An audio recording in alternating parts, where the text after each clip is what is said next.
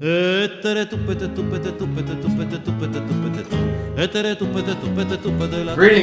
welcome back to The Spread, NESN.com's football picks video podcast, presented, as always, by our good friends at NESN.com. I'm NESN.com's Mike Cole. Chairs high. This is Ricky Doyle, and this is Andre Khatchaturian as he figures out his chair situation. Here's the deal. As always, we're gonna make we're gonna pick three of the biggest games of the weekend. What are we calling it this week? I don't know. It's the three biggest games of the weekend. Yeah. Pretty straightforward. The three biggest games of the weekend. Leave nothing up to the imagination. We'll also do some locks, some upsets, some prop bets, and a little show and tell. Before we do that, let's get into our standings from last weekend overall. To that, we go to Andre. Mike, back-to-back good weeks, back-to-back 500 weeks. Hard to do in this day and age. You went 7-6 last week to improve to 47, 70-3. Still in last place, but you're only 5 games behind me. I went 4-9. Horrible week. Worst week I've ever had. I predicted to go 11-2 last week, but I went 4-9, 52, 65-3. And Ricky still in first place with a 6-7 record last week with 54, 63-3. Ricky, congratulations. You're first place at the All-Star break. Thanks, man. Yeah, week 9. We're making the turn. The second half, though, this is where you really start to separate the men from the boys. No more screwing around. Well, and the weird thing is I feel a lot better about making my picks now. We've got information to go off of. We think we know who's what and things like that. Sometimes that could work against you, though. That's true. Yes. That's true. You sit there and you think you're know-it-all. We will get into in multiple instances. Yeah, I think this week's going to be horrible for me again. It's so difficult. So many divisional matchups. I think I'm going to probably get 3 or 4 wins this And that's week. what's crazy about you predicting that somebody would go 11-2 last week. When you look at those spreads, there's a lot of room for it to go either way. And but like the Falcons game, I got that right. It's just the spread made it -2.5 and you lose. Yeah, it's that type of stuff frustrates me because I picked the Falcons to win that game. Yeah, they should have lost that game. But Nice spreadsheet. Thank you. All right, let's get into the 3 games that we will Is that a pick. custom? Yeah, I made this myself. Yeah. Oh, wow. This is not in the preseason. Just happened to coincide with my turnaround too. It's So impressive, yeah. I got a lot of Wow. information in here. Anyway, let's start Sunday. I think this is early afternoon. It is actually early afternoon. Pittsburgh at Baltimore, one of a handful of pretty good divisional games this week. The Ravens, am I correct here? 2.5-point favorites. Yeah, it's strange. Against the Steelers, obviously, Vegas not expecting Ben Roethlisberger to play, although he did practice earlier in the week. Landry Jones still under center for Pittsburgh. But at the same time, I just will notice, by the way, all of our lines come from oddshark.com. That being said, I checked out Sports Insights, a gambling analytics site that has taken this game off the board and actually has Ben Roethlisberger listed as the potential starter. So that could complicate things, and I think that's going to change some of our picks moving forward. But for the purpose of this exercise, let's say Ravens are favored by 2.5. And Ricky, who do you like? We're doing this early in the week, so there's a lot that can change with this game. Not only from Steelers quarterback situation, but also the Ravens. Rash of injuries over there. So I'm going to stick with what I know in this case, though. And that's that Joe Flacco isn't playing well. He's not a very good quarterback, or at least not this year. You look at his numbers, his total QBR, he's towards the bottom of the league, 24th. 29th in passer rating alongside the likes of Brock Osweiler, Blaine Gabbert, and Ryan Fitzpatrick. Not exactly world beaters there. He's just not playing well, and you could blame some of it on the fact that there are so many injuries around him. And really the injuries have been impacted every crevice of the Ravens roster for the second year in a row, really. But yeah, even that being said, I just look at what I do know going into this game. It's that Flacco's not playing well. Ravens 0-5 against the spread in their last 5 games. So I don't care who's playing quarterback for the Steelers. I like the Steelers this week. And Landry Jones, that's not they're coming off that loss to the Patriots, but he wasn't the reason why. I actually thought he played pretty well. For a backup quarterback, he found a rhythm at times. So I think he's good enough to get by with. Yeah. You talk about Landry Jones. There's no shame in losing to the Patriots. Exactly. That's what You're going to lose to the Patriots. There's no shame in that. I'm not going to look at that game. And you talk about Joe Flacco being horrible this year. Look, the Ravens have won the turnover battle in their last 4 games, 8-5.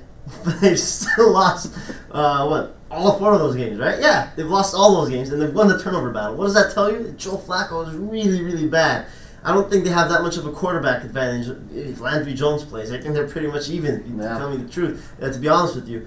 And you talk about the Ravens' injuries, 17 guys in the IR, second most in football. And what else was I going to say? I was going to say one more thing. I was going to hammer the point. Hold on. There's a lot of times that I won't want to hang.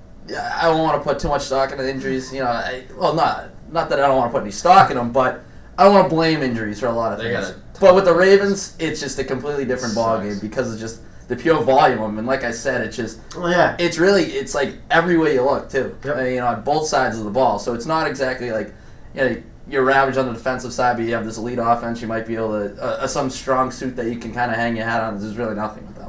It's all over the place. Making some space so I can remember what I had to say. Yeah, no, by all means. I was going to say, Ravens have beat the Steelers the last 3 times these two teams have met. I just think in a divisional matchup like that, and this is not scientific or whatever, but I just think the Steelers are going to come out and just win no matter what. See, sometimes you don't need science. Yeah, it's just they're not going to beat them for it. Ravens don't beat the Steelers. I'm also taking the Steelers, and it doesn't matter who's playing quarterback, but the divisional thing actually gives me pause for concern. It's tough to go on the road and win in the division, especially if you're not favored. So that does. It's also tough to beat a divisional opponent 4 consecutive times. That's true. It's just for everything you guys have already mentioned, and you just look at the Ravens schedule, and it's like whatever. They've got a few wins. They're 3-4 coming out of the bye. Their 3 wins have come against Cleveland, Jacksonville, and Buffalo. We thought Buffalo might be good. I'm not entirely sure if Buffalo's good. There's no shame in losing to New England. Fine. They won those 3 games by combined 13 points. That's not good. Yeah. And you look at who has the better football players in this game. It's a steal. I mean, the 2 best football players in this game, Le'Veon Bell and Antonio Brown. You look at the Steelers didn't play poorly against the Patriots defensively, which has been an issue for them this year. In the first half, especially, they limited. Mike Tomlin talked about it. You talk about it all the time. Limiting big plays. They did that. So when they have a game plan. They've been game planning for a week. I think they put that in. And they. Again, it's a much better matchup than the Patriots, obviously. And you look at the Ravens, that's pretty much the only way they score offensively. The big plays. Just don't make penalties down the field. I don't think any of us were really sold on the Ravens even when they had the hot start. I mean, the proof was kind of in the pudding. Mm-hmm. You could see it coming from a mile away. And to go off that, the difficulty of playing on the road within the division, the Ravens are 2-11-1 against the spread in their last 14 home games, though. So that includes some divisional games. So just obviously take that information with a grain of salt, but it's out there. All right. And keep in mind, the Steelers have lost 2 straight. They know they need to win this game to stay on top of the AFC North. They're going to be ready for this. Yep. Another divisional game. Sunday afternoon, early game. Philly goes to New York, take on the Giants. Giants 3-point favorites. I don't know if that surprised you guys. It might surprise some out there. That being said, Andre, why don't you make a pick? Well, I love the Eagles in this one. The way they went toe-to-toe against probably the second best team in the NFL on Sunday night. That's impressive. They were able to put a lot of pressure on Dak Prescott, and they disrupted him. They made him look like a rookie for the first time this season. They have 22 sacks this season. That's the 3rd most in the league. And I feel like they're going to put that pass rush against Eli Manning. And on the other side of the ball, Giants only 9 sacks this season, 31st in the league. Strangely, they have 53 hurries, which is near the top. It says here, second highest total. So they're getting to the quarterback, but they're not exactly sacking him. It's probably Jason Pierre-Paul getting one hand on the quarterback. Exactly, probably it. He gets there, he just can't pull him out. But even, all 8 of them. Even with the strong pass rush, we saw Carson Wentz against Minnesota. He performed pretty well. He wasn't amazing, but he was still able to win that game. And against the Cowboys, DeMarcus Lawrence, he was still able to complete a lot of passes. So I like the Eagles, and the Eagles also have the Giants' number. 13 out of the last 16 meetings, the Eagles have won, which I think is remarkable. So now it's okay. No, but when it's 13 out of 16 times, then you have their number, I do the same thing. Since 2008. You pick and choose your spots with the stats. I get it. I just think it's funny. From the Mike Vick era. All right, I'm going on the other side. I'm taking the Giants in this one. I mean, the Eagles' defense did play pretty well. Made, as you mentioned, Dak Prescott look like a rookie for the majority of that game. But they also, they kind of flopped in some key situations. I also look at, mentioned Carson Wentz. Played pretty well. I don't know about a supporting cast, though. It seems pretty shaky. They're working through that running back situation. Just the whole idea of Darren Sproles dominating the touches. That wouldn't sit well with me when he was in New Orleans. It doesn't sit well with me now when he's in Philly. And the receivers suck. The receivers just aren't that good. The tight end combo that they have hasn't really done anything. So I like the Giants defense to hold its own in this one. And the Giants defense is, I waffle on this one so much. It's good. I'm not very confident in my Eagles pick. I'm just going to go out and say that. Eagles lost another offensive lineman this week, too. I mean, the Giants, their pass rush is whatever. It kind of depends on how you look at it because they're not getting the sacks, but they are getting there, as you mentioned. But, banged up offensive line. They are preventing this could be the week to get after. What Mike's going to get into now. If we weren't making this pick, I would probably take the Giants as my lock. I like this matchup a lot. You have Philly again. We saw last week. Arizona. I mean, it's a different situation, but Arizona has to play that. It was a 5-quarter game on Sunday night. Travel, play a 1:00 game. Philly's got to do the same thing. Granted, much shorter travel. I mean, going Philly to New Jersey, you can do that in 20 minutes without traffic, it seems. But just the fact that they played a late game Sunday night, played a long game in division. They got to stay in the division. That's a tough spot to go. So I don't like that from the beginning. And what is one thing? All I hear about is how accurate Carson Wentz is and how great they are. In terms of how the accuracy is among the top in the NFL. Yeah. They don't throw the ball downfield at all. They don't. So this is insane. Like I said, he's up near the top in terms of passer accuracy. Philly is 29th in the NFL in yards per completion. Yeah. The Giants 10th in the NFL in yards per completion allowed. So I like it this way. I like that matchup you talked about. They have no receivers. And again, the Giants getting a little healthier coming off the bye. I like that secondary. It can be a physical. They're pretty big. They match up well size-wise. This was something I like a lot. And that's what I think happens. If the Giants can do a good job on first and second down, limiting those short passes, making life difficult, they don't even need to get after the quarterback. They just have to take away those quick options. You put Philly in a third down situation, the Eagles have the 28th ranked third down offense in football. They're converting just 34.8% of those third downs. So I look at that matchup and I like it a lot. Man, you're hammering some good points here. That's why I waffled so long with this game. I looked at those defensive stats for the Giants, and I completely agree with you. I think it's going to be a really close game. But that's the thing. Eagles are getting the points. And let me just throw it out there. Giants have one of the worst turnover differentials in the league. I believe it's -7. Don't take my word for it. The numbers aren't in front of me right now, but it's pretty bad. Also, not a great home team. It's a tough pick, but you can really go both ways with this, and because of that, I'm going to take the points. Go with the Eagles. I think it's frustrating about the Eagles. I look at that roster on the offensive side of things, and they got talent. I feel like their receiving core, there's talent there. I mean, you've got high draft picks, guys that, in theory, they should be able to make some plays, but production's just not there. Not enough for me. Yeah. I look at the Eagles. They strike me as a team that's like 1 year away. You know what I mean? They're kind of maybe Carson Wentz takes the next step next season, kind of elevates that offense to a level he can get to. I don't know. I don't think they're there yet. Yeah, and I think that was on display Sunday night against the Cowboys. I think long term, you're right. I completely agree with you. But I think this week, they're going to go out on the road and win that game. Okay. All right, Sunday night game. This is potentially not saying a whole lot. This is an amazing game. I can't wait for this. This is right now. I can't wait for this. Best Sunday night game of the year, probably. Singing this division's praises for a long time. We love the AFC West. AFC West slobber knocker. Denver's got to go on the road, play Oakland. This is down to, as of Tuesday morning, a pick 'em. That's saying a lot. Ricky, why don't you kick us off? I'm taking Denver in this one. It's because that defense continuing, as Andre would put it, to punch people in the mouth. Didn't have Aqib Talib or Brandon Marshall on Sunday. Didn't skip a beat there. The Raiders 0-5 in their last 5 games against the spread at home. That's probably dating back to last year. I know, but I say this. There's no spread. I say this as a team that has a guy that yeah, you're right. That's true. But I had it written down, so I'm gonna throw it out there. This is where we go back and just waffle But I don't know.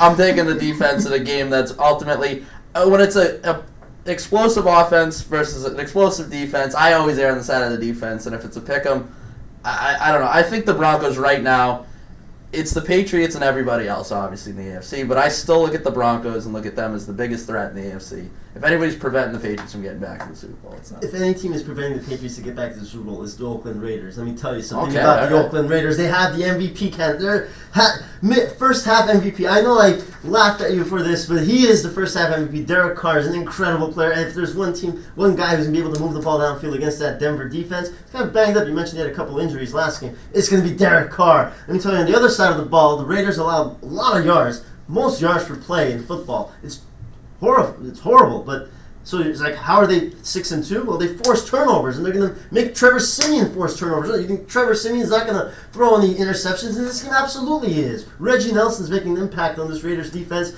David Amerson's a great quarterback. And also, let me say this. You say the Broncos are hitting quarterbacks in the mouth. Yeah, they are, but guess what? Derek Carr has been sacked the fewest times this year in the NFL, and he can send a thank you card to Kelechi Osemele, however you pronounce his name. I'm probably pronouncing it incorrectly. The Raiders signed him in the offseason, the offensive lineman. He's doing a great job. The Raiders are protecting Carr. Carr's doing an excellent job. The Raiders are forcing turnovers, and they're at home. It's the first Sunday night game the Raiders have had since 2006. You don't think the Black Hole's going to be rocking? It's going to be amazing there. No Sean Smith. If you want to talk about the Raiders defense. You sit here and you talk every week about or at least recently, you say it out loud. And the Oakland Raiders are a 7-2 football team, and I just don't see it happening. I don't see this Raiders team. And I mean, I would love to be proved wrong because I'd like to see another contender in the AFC other than the Patriots and maybe the Broncos and whoever else.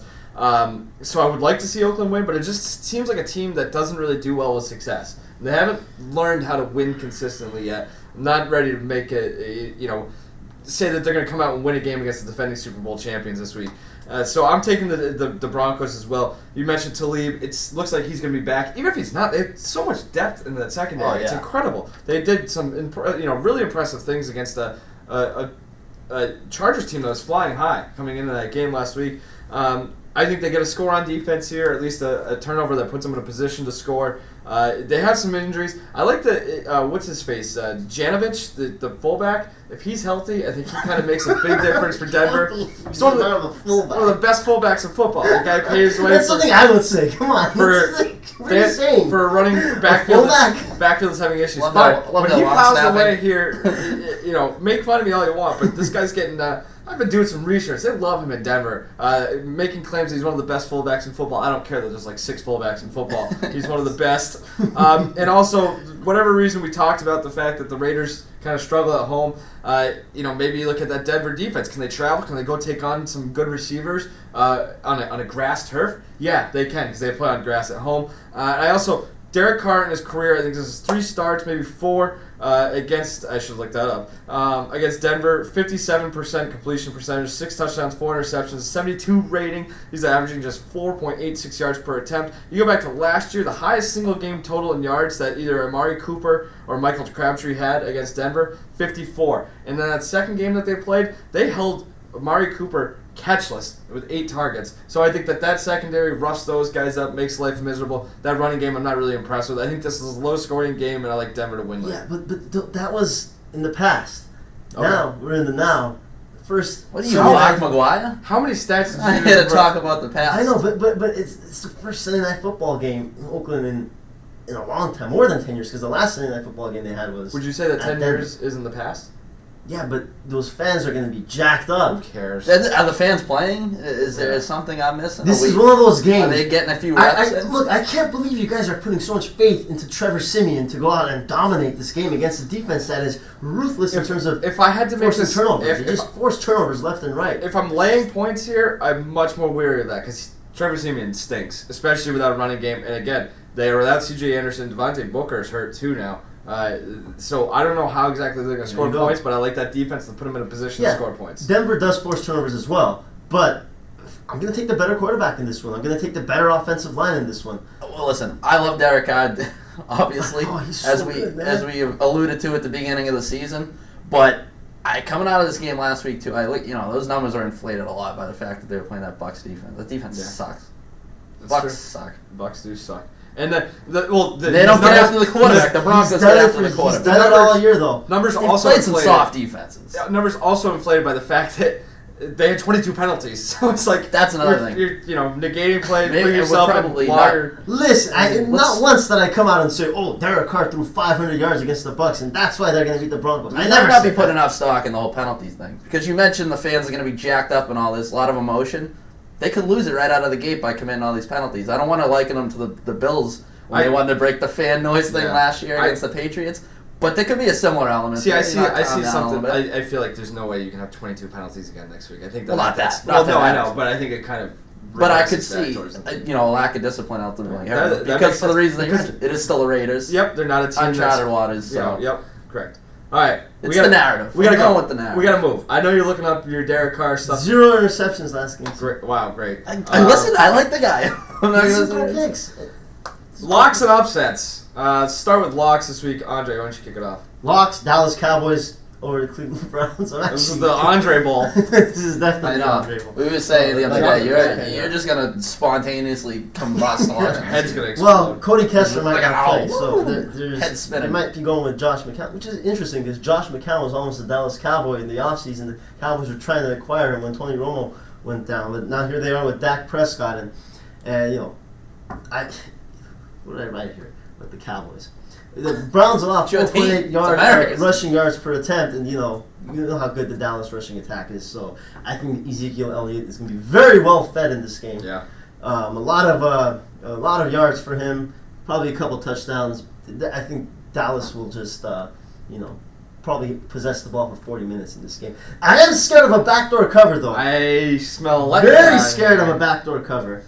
But here's why I don't think backdoor cover will happen. Dak Prescott is literally fighting for his job. Yeah. I think he's going to go out. This is his chance to shine and steal that job from Tony Romo. I don't think he's literally fighting for his job. I think he is. I think if he... Fisticuffs? I think... Well, not literally. You're going to throw Okay, hands. all right. That was a little Michaela Vernava there. Literally. It was, sorry. Oh, my God. But I think he needs a 4 or 5 touchdown game for Jerry Jones to say, you know what? We're going to start Dak against this Pittsburgh Steelers in week 10. Yeah. Jamie Collins coming in. And the Cleveland Jamie Collins is going to be very depressed. Cleveland's going to be riding high after winning the World Series, so that's a tough spot. Ricky. I like the Packers. 7-point favorites over the Colts. Colts getting mopped up by the Chiefs.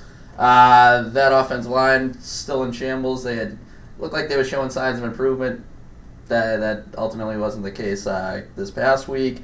Vontae Davis in the concussion protocol. Don't know his status. And that pass defense already stinks. The Packers, for all their injuries and all their flaws, they put up a fight against the Falcons, and I liked what I saw from them from a passing standpoint. I think Aaron Rodgers, that was a little bit of a, I'm still one of the best quarterbacks in football. I know he's had his issues. He had luck. There was something there. Mode, yeah. There was something there. So I look at that at home as well. I just expect them to kind of, to get back in the win column, but ultimately ride that passing attack to a win over the Colts, because the Colts, they don't have a whole lot going on. Yeah. T.Y. Hilton played through a hamstring injury last week, held the 1 catch, so... And he might also get sacked. It's just a lot of issues there, and I think that on the flip side, the Packers, for all the injuries that we said and mentioned last week, why we like the Falcons against them in that game, showed me a little something. This is the best I felt about the Packers all year. It's weird, coming off a loss, that you could feel that way. If they get healthy, and I mean they might start to get healthy this week. James Starks could be back. I mean they released Niall Davis, so that points to maybe getting back to some form of a traditional running game. Right. Yeah, or Aaron Rodgers runs for 60 yards again. I don't know. Against that Colts defense, you might be able to. I like that one a lot, as you might imagine. My lock this week, I'm going to take Miami, coming off the bye. They're 3.5-point favorites in a divisional game at home against the Jets. I'd like this a lot better if it was 3 points, but that being said, the one thing that the Dolphins were riding a 2-game winning streak heading into that bye. They're finally starting to protect the quarterback. Mike Pouncey's healthy. They're protecting Tannehill, and if you give him time to throw, he's going to take advantage of it. He was sacked once in those 2 games entering the bye. No coincidence that he completed 68.4% of his passes, didn't throw a pick, only threw 1 touchdown, but that's because Joe Ajayi is running wild. That New York defense stinks. They're prone to give up big plays. They can't cover anybody in the secondary, and that's a bad matchup against Miami, who's got some weapons on the outside, especially if Tannehill's got some time to throw downfield. So I like Ajayi! I think the Miami team. Ajayi versus Anunwa. If Oh man. Both I'm gonna explosive lose. players. You're gonna I'm not lose. gonna have my voice. You might spontaneously combust. I'm not gonna have a voice. That's for damn sure. if the Dolphins figured out they're a team that could get, I don't think you want to play the Dolphins late in the season, especially having to go there where it's gonna be hotter than hell. So, yeah, I don't know. That's a team to keep an eye on. Hold up today. Upsets. Upsets. I like the Buffalo Bills to go into the Pacific Northwest and beat the Seattle Seahawks, who I'm going to call the Seattle Sea Chickens from now on because Russell Wilson hasn't thrown a touchdown in the last 3 games, and he might not throw another one this week against a ferocious Bills pass rush, number 1 in sacks. Look, the Seahawks also have a great pass rush too, and I don't think Tyrod Taylor is going to have many answers, but I do love the Bills' rushing attack, most rushing yards per attempt in the league, and I think the Bills win this game outright. Congratulations to beating me in fantasy, by the way. I just real quick aside, I took Russell Wilson over Derek Carr. He's so bad right now. Yeah, not good. His offensive line is not doing him any No, good. they look all out of sorts. A lot of everybody's talking about Aaron Rodgers and how broken that situation is. It's not much better. One thing you got to look at is that last throw he had against the Saints, Russell Wilson. I mean, an MVP Super Bowl quarterback makes that throw. I mean, he just overthrew Curse and they lost the game because of it. It's kind of a mess right now. Ricky. I'm taking the Titans over the Chargers. Chargers, their team. Nothing would surprise me with them, good or bad. Get them. In either end of this, one of the hardest teams to figure out. So nothing would surprise me with them. In which case, an upset would not surprise me. But the Titans, Marcus Mariota is starting to play some of his best football he's played yet. Granted, his most recent performance game against the Jaguars, who should probably go ahead and fire their head coach. Now I don't know what they're waiting for. It's because I have theories, but yeah, But might as well. But yeah, finally that offense looks like look as terrible as it looked early on. Seemed like they're getting a little bit of a rhythm here. Very underrated offensive line. Great, excellent bounce back season there. So yeah, like I said, nothing would surprise me with the Chargers, including an upset. There you Fair go. enough. I'm going to take the Los Angeles Rams, 3-point road home underdogs against Carolina. I'm looking at it right now.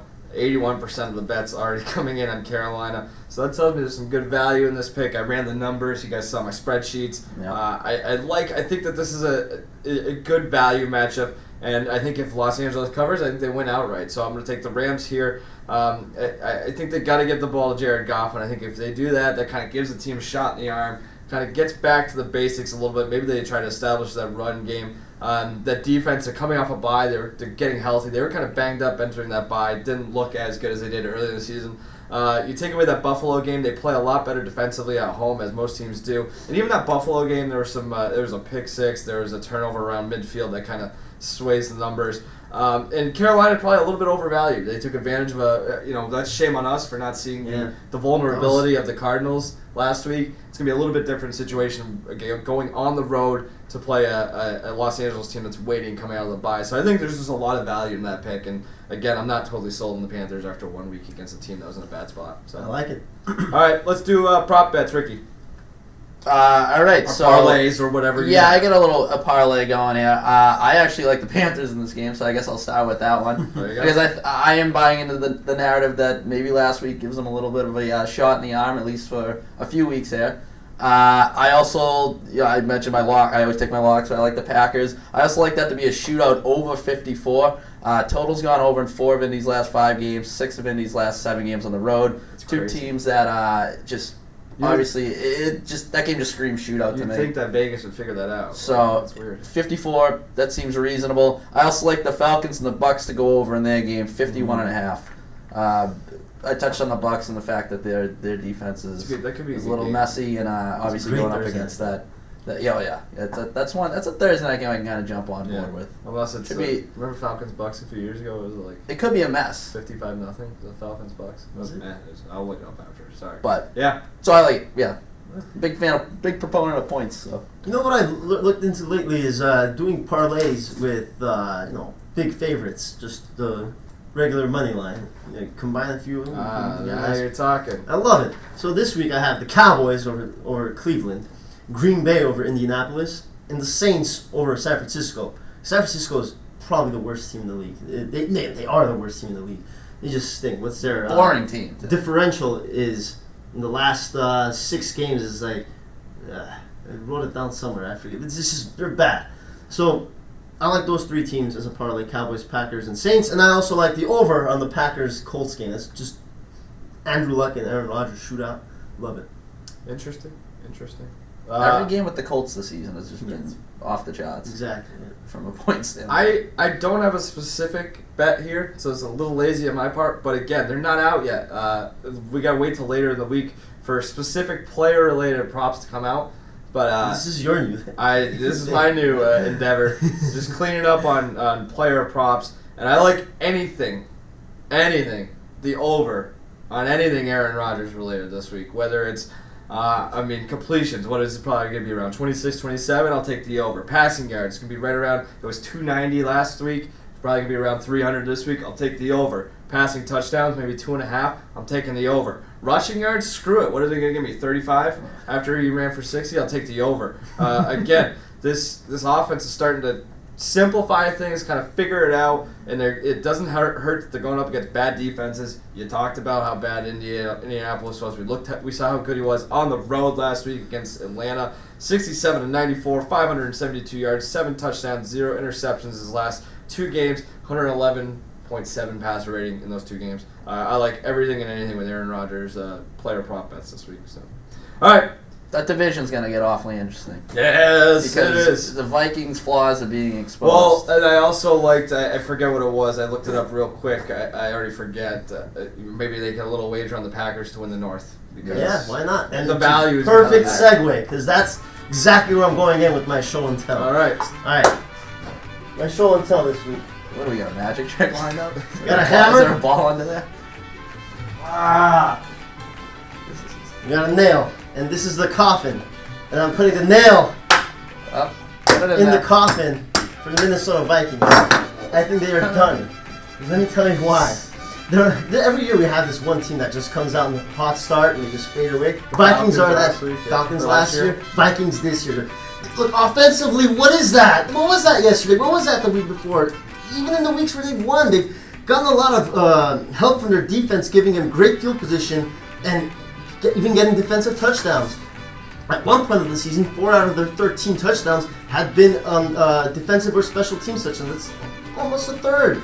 And their offensive line was just hideous yesterday on Monday against the Chicago Bears, and I don't see it getting any better. Jake Long is a former shell of himself, and I just don't trust Sam Bradford to go out and continue what he did in the first 5 weeks of the season.